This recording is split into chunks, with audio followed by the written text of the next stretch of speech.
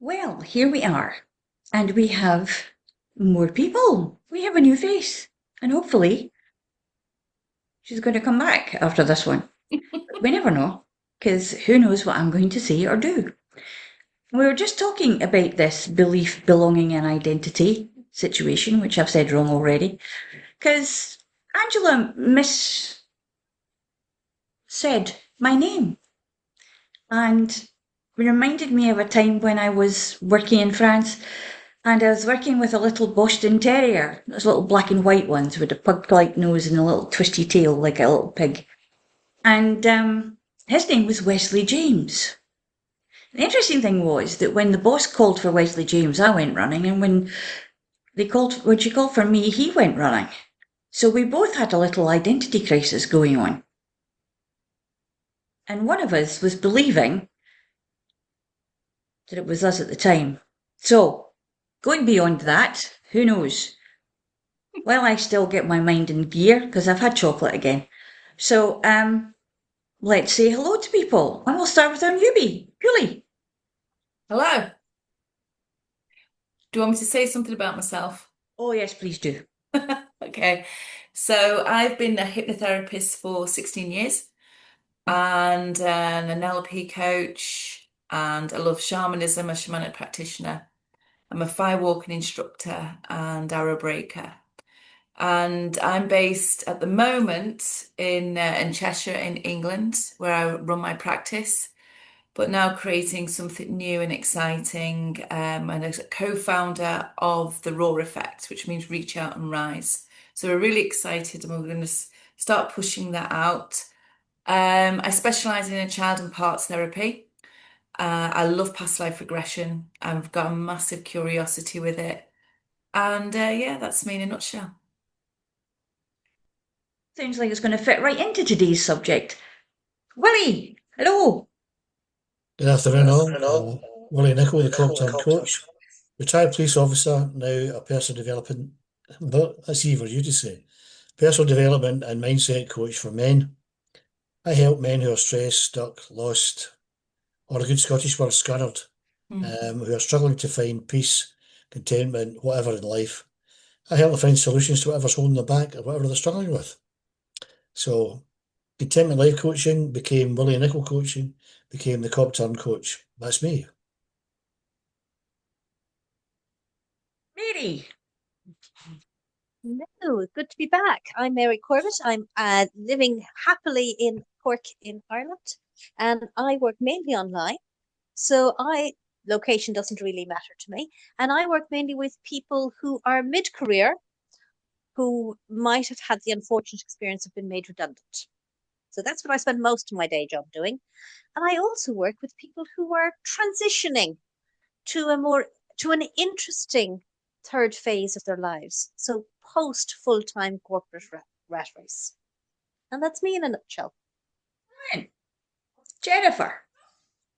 Hello, I'm Jennifer Jakowski. I'm in Canada, also working a lot online.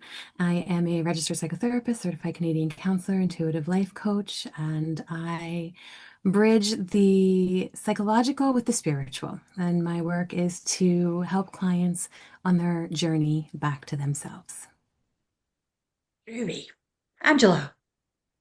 Hi, I'm Angela, and among other things, what I normally talk about here is health kinesiology. So I'm a kinesiologist working with people wherever they're at right now to get to wherever they want to get to. So whether they're stuck, whether they're feeling yucky, and I do love Willie's word there, scunnered. I use that quite a lot myself. So anyone who's feeling scunnered and not quite where they want to be, who want to feel better, be better, and do better, that is my happy place. And I'm just about to add in that I would be teaching and training mental health first aid as well. So that's an extra wee string to the bow that's coming on sometime soon. Brilliant. And me. Okay. I'm Leslie Marsh, and I am playing with mind methodology at the moment. Because people are getting into quite a bit of a fankle. There's another good word for you. Kind of goes with scunnered. Because when you get in a fankle, you get really scunnered. And you get scunnered because everything becomes overwhelming and you cannot find the end of the thread to get the like big ball of wool that's all tangled up untangled. So, while we do that, we're going to talk about belief, identity, and belonging. And it's an interesting thing because we have so many, as we've discussed before, occupational masks that we wear in our lives. And we kind of get a hold of them without even realizing it sometimes. People give them to us, we take them on, we try them on, and sometimes we like them, sometimes we don't, but we don't quite know how to get them off again. So that's where I think probably we come in to a certain extent, because we can kind of unmask different things to allow us to understand what's going on with identity. So let's see how we think about identity now. Jennifer, what would you say about identity? Well, it's such an interesting thing because we all have our own unique idea of what identity is and how that shows up for us. And that often has a lot to do with the environment that we were raised in, the conditioning that we've experienced, what we've been told we are throughout our lives. And so it's such an important transition to be able to take that step back and recognize how much of how I identify myself is actually mine, my truth, my belief, who I want to be and is aligned with the values that I hold, and how much of it is just conditioned rhetoric that has continued to come out based on a role that I play or an experience that I've had. So it's such an important transition, and this conversation is really one that we need to have on a regular basis with ourselves and with each other in order to, as I said, come home to who we really are and who we want to be. Yeah, because that journey home can be a long one. Julie, what do you think about that identity and the idea of coming home to somewhere we belong? Oh, it's huge. I absolutely agree with what Jennifer's just said. I couldn't put it better myself. Coming home to self, it's about letting go of those bits, those parts that get stuck in stories. And often with our identity, it's our personality. And these are through experiences, not only from what we've experienced, but it's been projected out onto us as well, how we should be. And we stop being authentic with ourselves. And it takes courage. It takes courage to step back, I believe. It takes courage to say, this isn't who I am. I'm not coming from a place of being. We're born from a place of being. And then as we grow, these experiences and what we see, hear, smell, taste, touch, and how we feel emotionally create our identity of how we should fit into society, you know? And for me, it's about, like Jennifer just said, it's like bringing them back home to reset.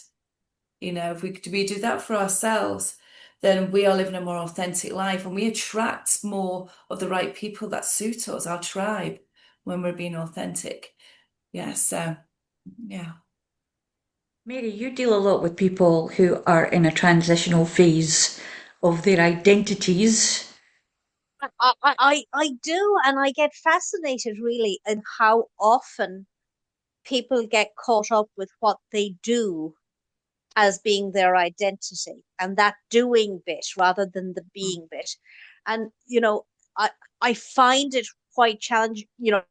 I a lot of the people I'm dealing with, they're stressed. They're kind of scared. Where's the next job going to come from? And they probably have financial constraints that mean they need that job relatively quickly. They don't have a huge amount of luxury as to, I'll take a year out and find myself. If you've got the mortgage repayments, that really is not an option for most people, and especially for people who are the primary breadwinner. If you're the secondary breadwinner, it never seems to be quite as challenging, but when you're the primary one, it does. But I find a lot of people still find it very challenging to actually separate who they are from what they do. And I think even getting that little bit of conversation to get them to be reflective and to think about, okay, so now you've this opportunity. Do you want to continue being just doing stuff and that is your identity insofar as they're able to put words on it? Or would you like something different? And it makes for great conversations, Mm. and it particularly makes I do find that there's a big difference in the conversations between the people who are going into another job where they will be doing And people who are choosing maybe a retirement option or a part-time work option, they approach this sense of identity very differently. Willie, we've And they're touched on much, this before. Sorry, Mary. We've touched on this before with you, yeah, Willie, because but Mary's saying there as well. You went through in your own experience. Well, 31 years as a police officer, you start off in uniform. That is a uniform, and that becomes part of your identity. Because when you rock up to whatever situation, it's generally not a good one. And you have to have the face and the air of authority, whether you feel it or not. Then I became a detective. And I remember my detective inspector saying, wear a smart suit, look the part, pretend you know what you're doing. And I managed to carry it off.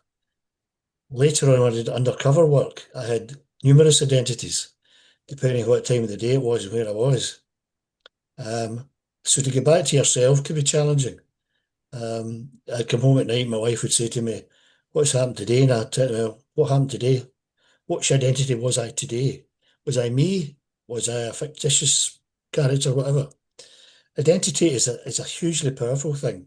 And it's almost like we create our own identity through various influences. We grow up as kids and we're influenced by our parents, by our peers, by our siblings, by whatever.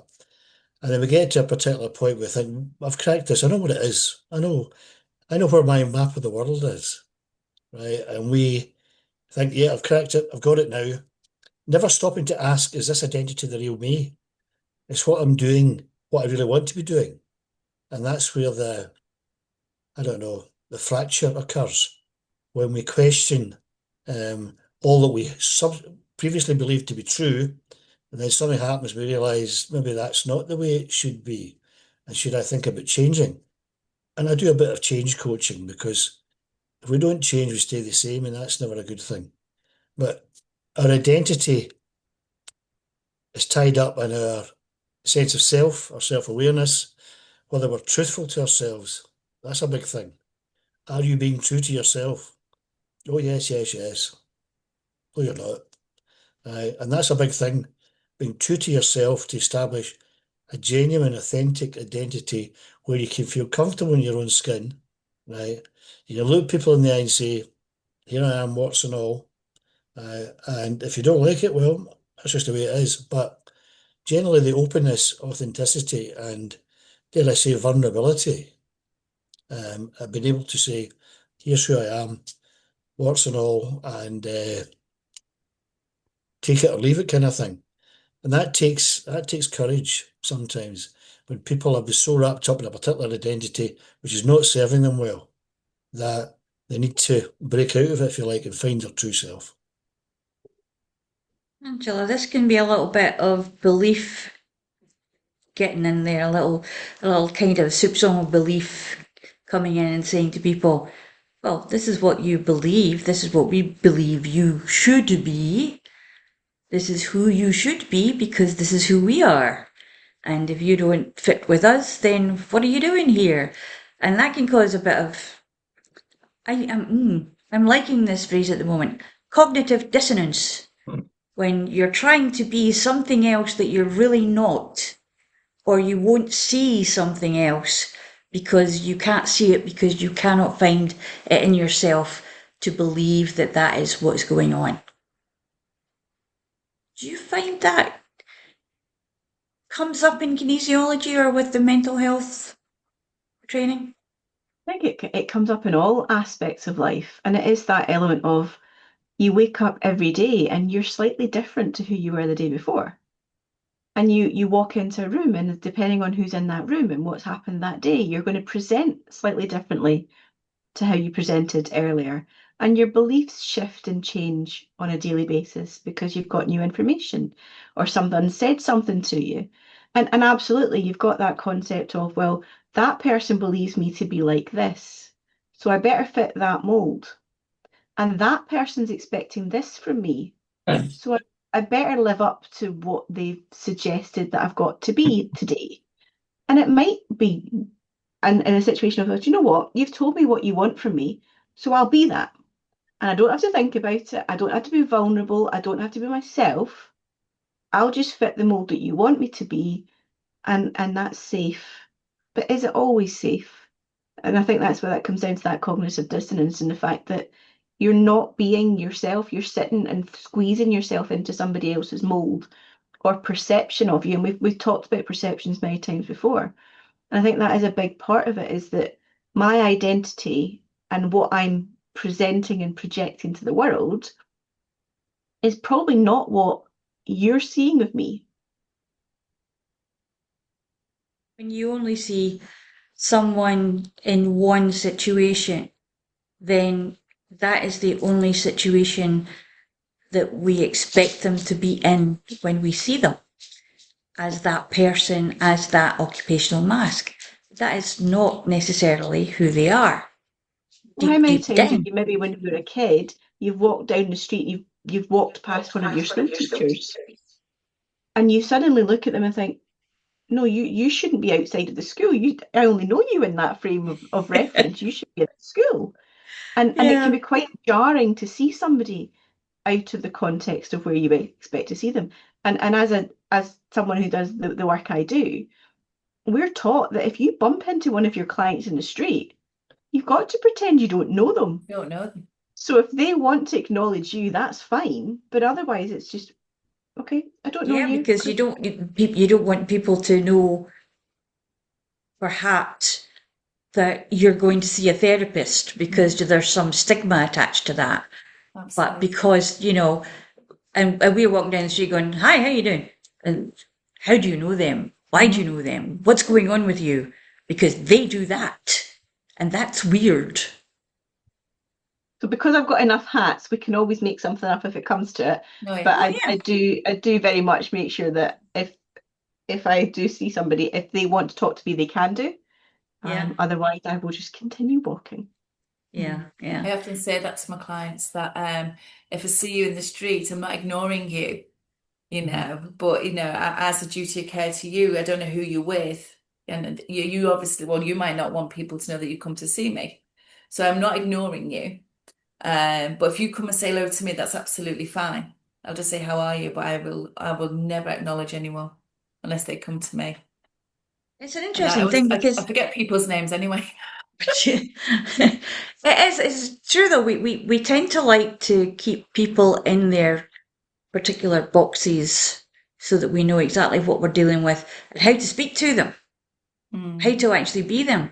But at the same time, we're dealing with a set of beliefs that's like, as we know this idea, this analogy of the menu in the restaurant, we think we have a choice, but we're only given so many choices that the guy who's cooking the meal in the back has gotten food for that day. So we don't really have that much of a free choice and free will what we do, what we say. So we kind of mold ourselves, like Angela said. We try and fit in like the ugly sisters in Cinderella.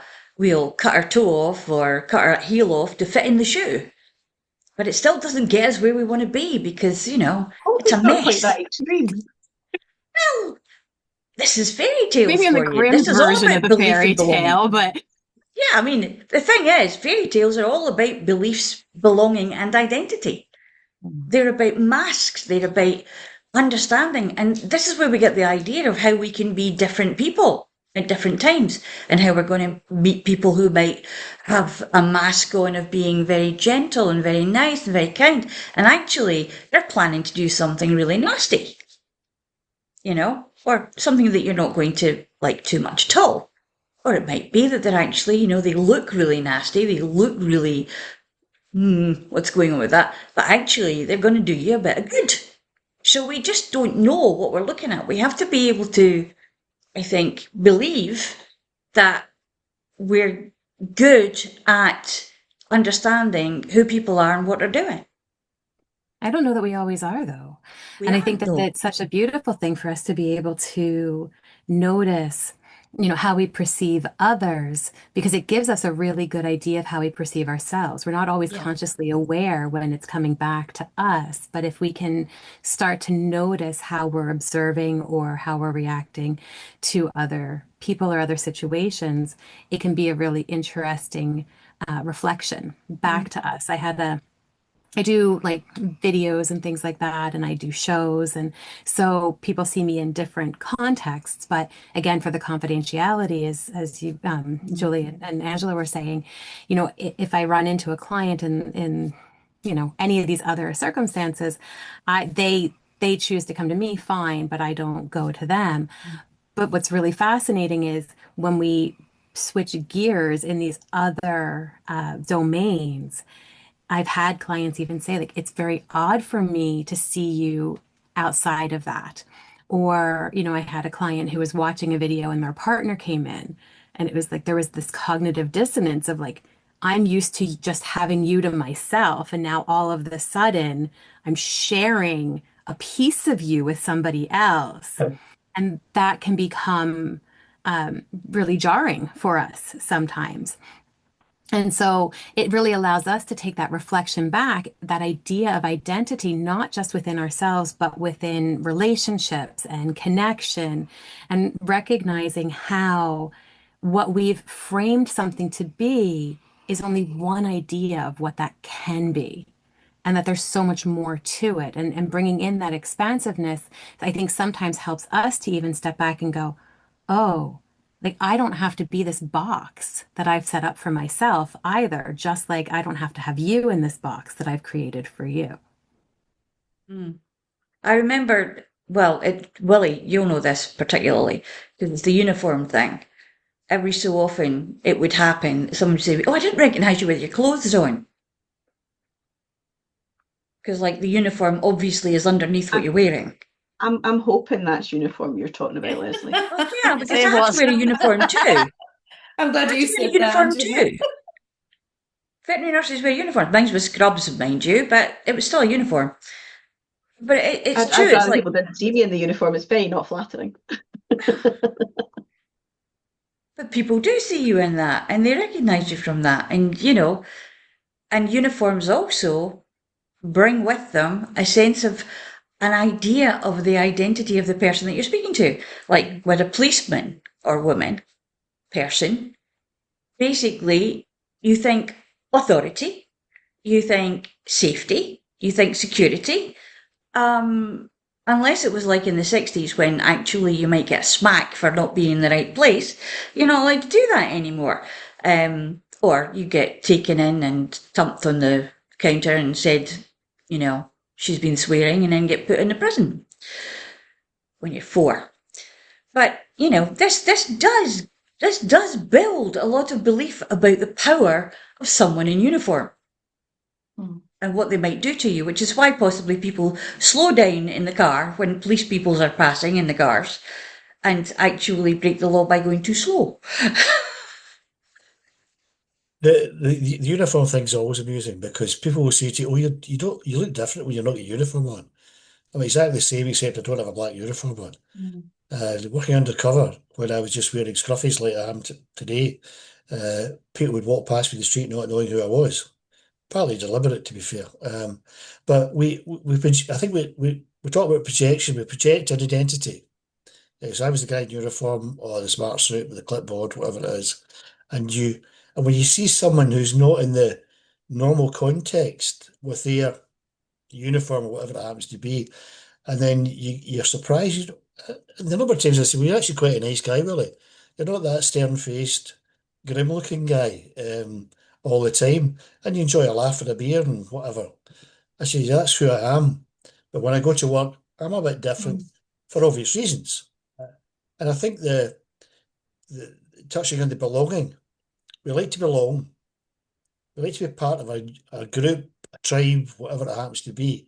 And that can have an impact on our identity because we can change our identity in order to fit in.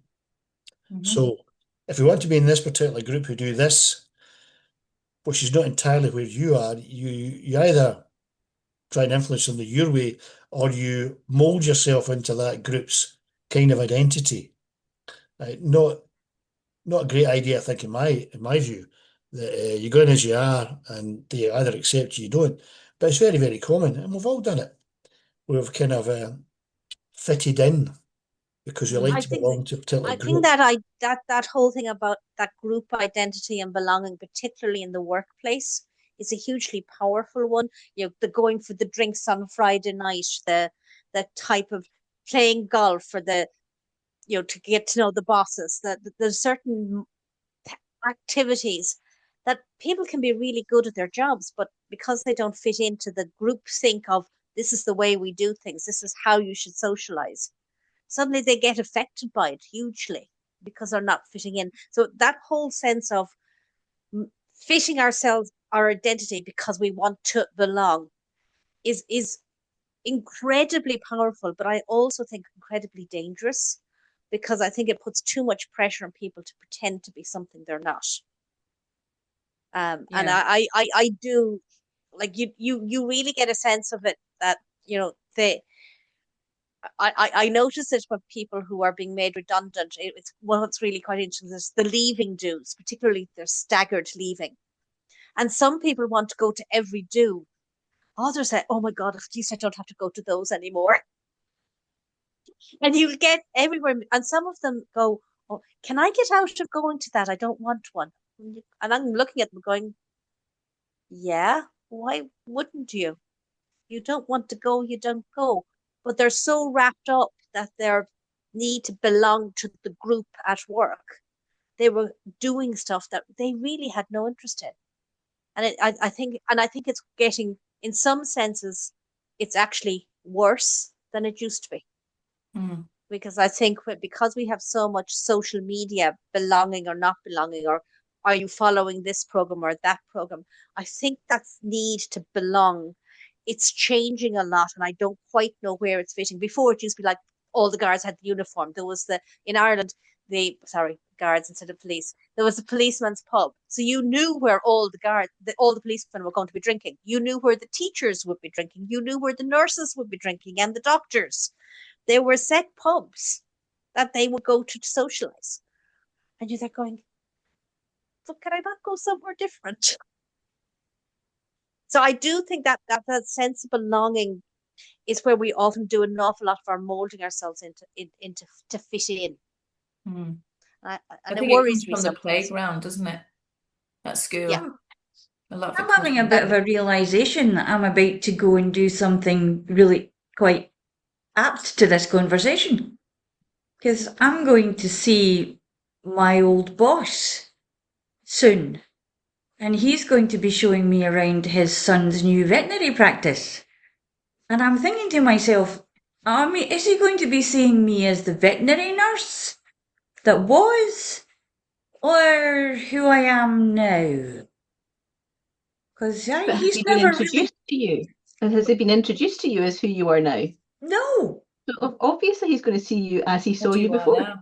Yeah, well, we've had certain conversations, and if he wanted to, he could have seen me on my stuff on LinkedIn or whatever, but I'm not entirely sure that's happened.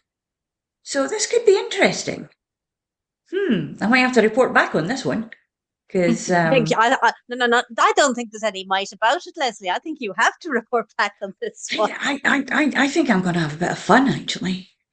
Has Oh anyone done a dear. Yeah. school Oh dear. reunion? That could be A school reunion? no. Has anyone done that? I No, would refuse to go near them. no. It's an interesting one, isn't it?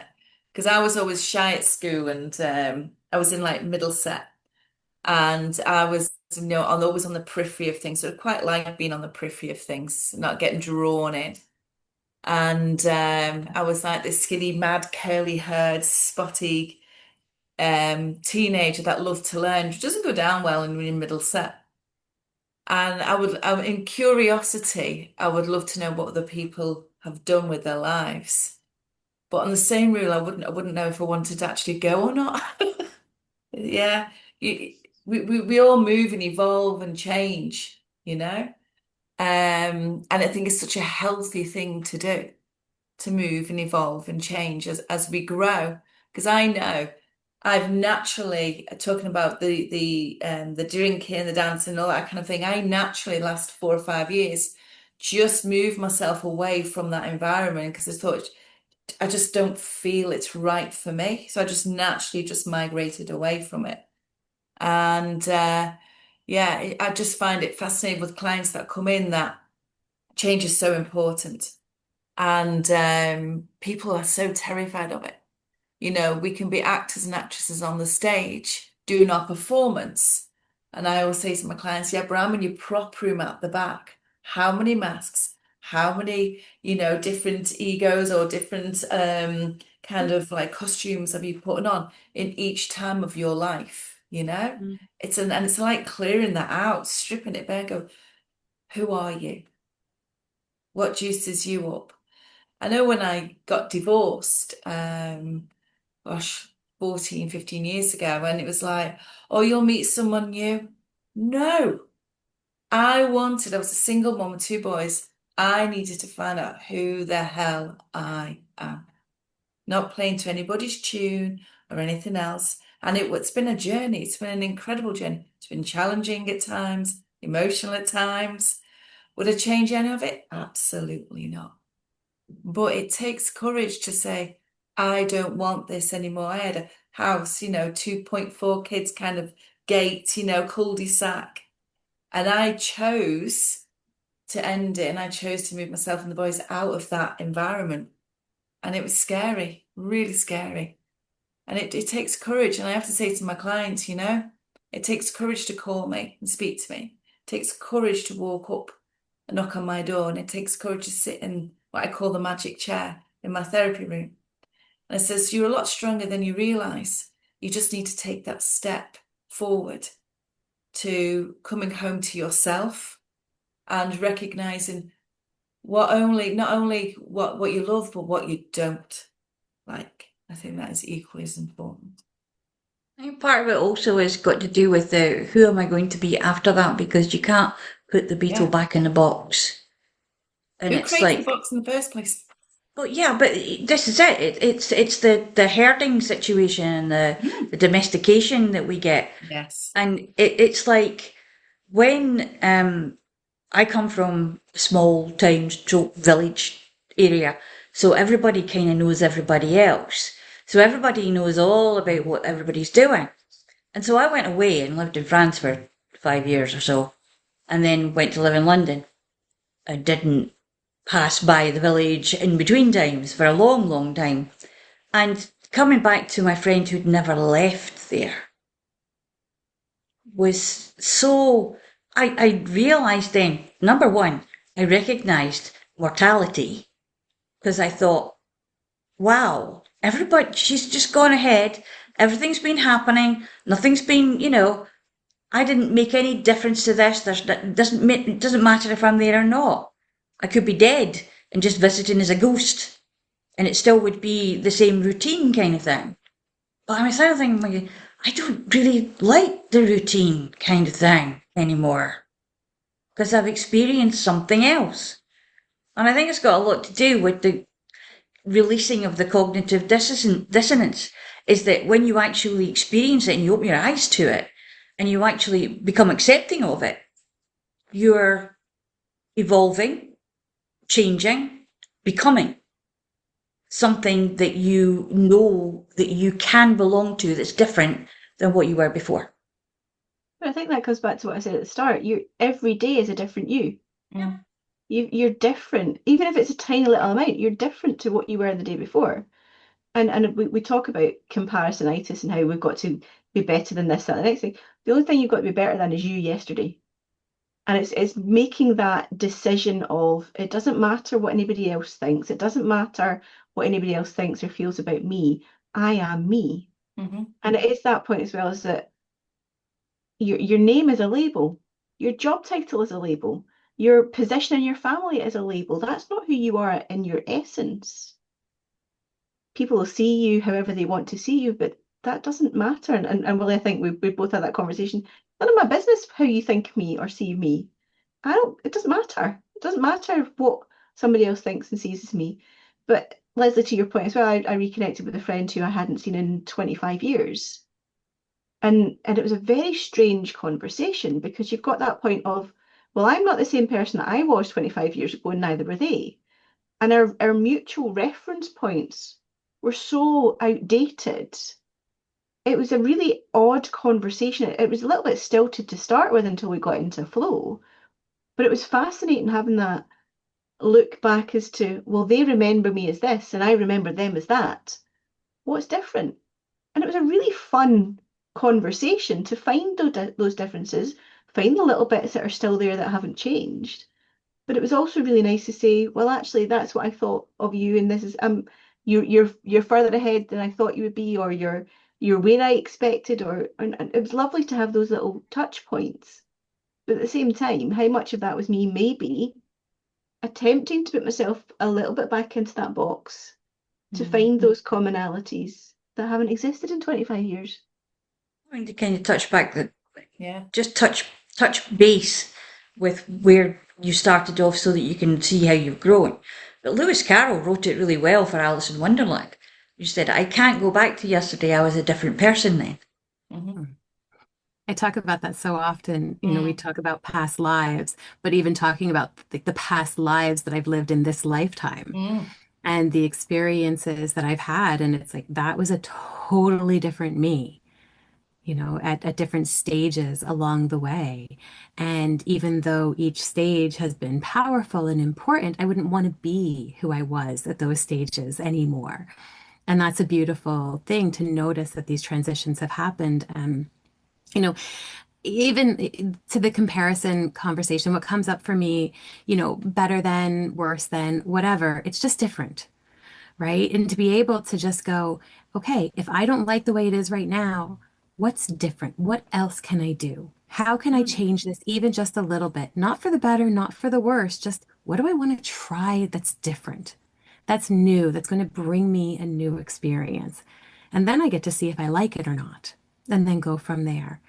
But we don't have to fall into that, piece of comparing because, the mind likes to label good, bad, right, wrong. It's all experience. So if I can sit in that and go, okay, I've been having this kind of experience. Now I want to try something different. That alone can bring about a lot of change without putting that pressure on of having to make it be better or having to do the next best thing. And if it is a bad experience or a less than good experience at the time, it doesn't mean that that's the last time you should try that thing, because doing it with different people or in different ways, learning different ways to do it, can actually make it. It's like horses for courses. You find the right place to do that thing. It's going to be different because there's personalities that come into being, and how you can clash with them or not. I mean, it's like Willie talking about people would ignore you in the street because, like, oh, he's a copper, I'm not gonna, I'll just put your head down, just keep walking, you're gonna give the what you up to kind of thing. But it's also about understanding that we can actually connect if we try, if we actually attempt to do it. This is also some of the crushing weight of the idea of identity, is that we cannot see ourselves over that hump, over that part on the other side of it, because we don't know who we're going to be. So maybe just stay where we are. I think there's also a weight of expectation Mm. in our identity, right? People expect you to be this way, expect your end to be this. And if you try and conform, there's a weight placed upon you. And I think what we can very often forget, we have a choice. Do I want to fit into this structure or this uniform or this skin in that matter? Because we always have a choice. Now, Julia alluded to NLP, of which I've done a fair bit of. And the choice is, how would you feel if that could happen? What would your life look like in a year if you could do this? And that awakens something inside. I can change. Change your identity if you want, right? Not from being, right, I'm a middle-aged or elderly white male. I'm going to change that, but I can choose to be different to what I was yesterday, as Angela says. And I'll often we say, how do you feel today? I go, well, I feel okay. Now, how do you feel today? Do you feel different to yesterday? Do you feel better, worse, whatever? Because if you're not feeling any of those, there's something not right. You have a choice to feel differently, to be different, to live differently. And we get caught in this identity thing and the belonging thing and being in the club and in the tribe. We forget that choice is there. And it's something we don't do to our detriment, if you like. Now, I might choose to go for a pint tonight, every chance. Right, but the choice is there. Within reason, the sky's the limit. But we tend to keep our identity in a wee box because that's not what's expected of us. That's not what other people think we should be, could be, whatever. Uh, and I was going to say a rude word there, but anyway, I'm not going to do that. And go back to Angela's point. I say to clients, it's a question of mind over matter. You don't mind what other people think about you because it doesn't matter. And when you look at it that way, no, that doesn't matter if they badmouth you or say this or say that, because you're not going to mind because you've risen above it, because you choose to do it. Anyway, off my soapbox now. But you can't control what anybody thinks about you. You can't control it. Absolutely not. You You can know, only control how you respond to it, Julie. absolutely. You Your can own get angry, actions, right? your own Sorry. reactions, that's all you can control. You know, there's a great analogy, going a bit dark here, but only a little bit. It's like a gravestone. And on your gravestone, there's the name, and then there's the date of your birth, and the date of your passing, your transition, yeah? In between those dates is a dash, and they're all your choices and all your decisions, you know? And it's like making the dash count where you're going to leave your mark in this world. And I use that a lot. I think it's a great analogy about your own decisions and your own choices. It's interesting how we all think about identity, belief, and belonging. And it is the belief part is probably the dash part in what Julie's just been talking about, because that's the bit that actually drives what we do and how we do it. Mm-hmm. What we believe we can do, what we believe we can't do, what we believe we should do. And there's this thing about belonging as well. If we're belonging, we're longing to be something. So why don't we just belong to us? Mm. Why don't we try and think about how it would be to just break out of that little box? Just a little bit, just a tiny bit. One small thing every so often and see how it works for you. Because we're all here to help if it goes a little bit squiffy. Mm. And we can help you to rearrange it and look at it in another way. Because we're all about perspective. We're all about understanding. And you can see from all the conversations that we have with therapists in conversation, we all have a different way of looking at it, but we're all going for the same goal. Mm. We want you to understand that it's up to you. It's all about you. And it's all about us. Because you and me and we live in this planet together. And if we can bump along quite nicely, that's fine. But that doesn't mean to say that we have to cut our heels off to fit in somebody else's shoe. So, fairy tales aside, and all the rest of it, think about how you want to be, who you are now, and what you might want to be tomorrow, who you might want to be tomorrow, how you might want to embrace life and make that dash a little bit longer. We'll see you next time.